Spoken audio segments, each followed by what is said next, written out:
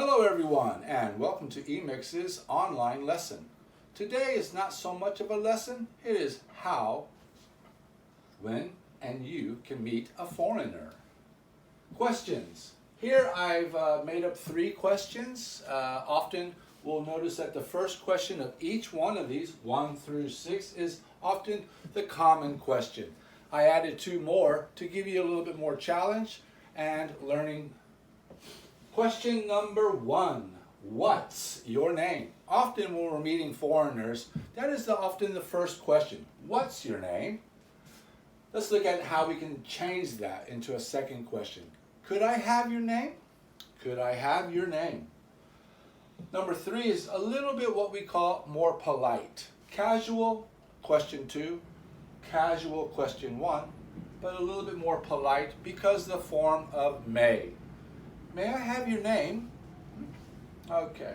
Once we start off with that, we'll notice that it often comes down into other forms of questions.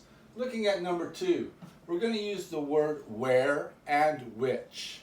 Of course, where is a location, place. The first one, where are you from? Very natural, very common. Where are you from? Let's look at our second one. Here we have whereabouts. Whereabouts. So it gives you a little bit more of an understanding of the location itself. Whereabouts are you from? Again, we're doing the are you from where, but we add the abouts together, one word. Looking at our third question, we use a word as a which. This is a choice, okay, like A to B. Which. The question, which country do you reside in? Reside in. Reside is just another vocabulary word that we can use, which is often related to live. Number 3 question, we go back to the what question. And again, what questions are often what we call general information, okay? What do you do? We always want to know what that person does for a living. So, what do you do? Very common. Let's look at the other 2. What is your occupation? Occupation. Very difficult word. Please practice. This also works. And job. Or how about number 3? What is your business field? Business field. So maybe your answer to that question, I'm in the IT field, the medical field, education field. Okay? Going with question number 4, we're using the where and with a little bit of a what question. Question 4, where do you live? Again, very common. Where do you live?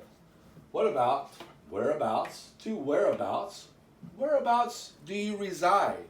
Again, we're using this reside and this whereabouts into one question. Whereabouts do you reside? How about number 3? What area do you live in? What area do you live at? In and at often is reference to the same meaning. What area? So it's location, right? Okay. How about number 5? What do you like to do? Very important for small talk, to get to know that foreigner. What do you like to do? Very different.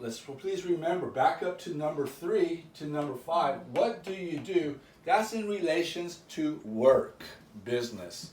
While what do you like to do is an activity of an interest. Question 2. What are your interests? Again, interests, activities, enjoyment, hobbies. Right? And of course, what are your hobbies? Right. Often we can use that as a singular form. What is your hobby? But let's not limit yourself by that question. Open it up into a plural form. Are with hobbies. What are your hobbies? Number 6. In reference to Japan, because many foreigners come here for certain purposes, a great question. What Japanese food do you like? Now, food can be changed to music or culture or whatnot. I'm using here, what Japanese food do you like? Question 2 form, what food from Japan do you like? And question 3, what kinds of food do you like from Japan? Given that we need to clearly say Japan, Japanese, and Japan with do you like. The word like, of course, that's often very much used, but we also want to relate like is similar to the word enjoy and similar to the word prefer. Given the question form, you can use that. One of the best ones that you can do for small talk and keep that conversation going is the form of do you, okay? Do you, okay? And then followed by some verb and some action or subject. One of the most very important things to get to know about a certain foreigner or wanting to know about a foreigner is prepare yourself for any follow-ups.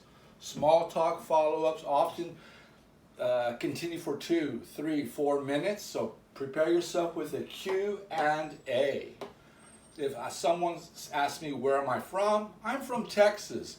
Maybe that certain person who questioned me has some information about Texas or wants to learn something about Texas. Q and A, okay? So prepare yourself.